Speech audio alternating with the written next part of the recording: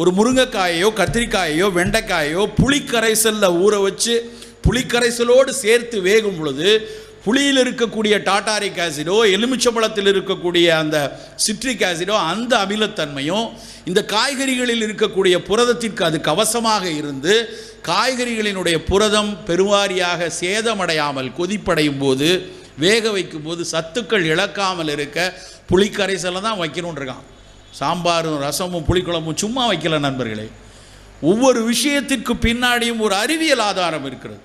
அன்றைக்கு நம் பெரியோர்களுக்கு, நம் மூத்த குடிக்கு, நம் முப்பாட்டனுக்கு இந்த புளிக்கரைசல் இதில் இருக்குது டாட்டாரிக் ஆசிட், குடம்புளி, இதில் இருக்குது ஹைட்ராக்சி சிட்ரிக் ஆசிட்னு தெரியாது. ஆனால் அவர்களுக்கு தெரிந்தது அறம் சார்ந்த சிந்தனை. இதை சாப்பிடக்கூடிய என் குழந்தை உடல் நலமாக இருக்கணும், இதை சாப்பிடக்கூடிய என் சமூகம் ஆரோக்கியத்தோடு இருக்கணும், இதை சாப்பிட்டு கழிந்த மலத்தினால் கூட என் மண்ணுக்கு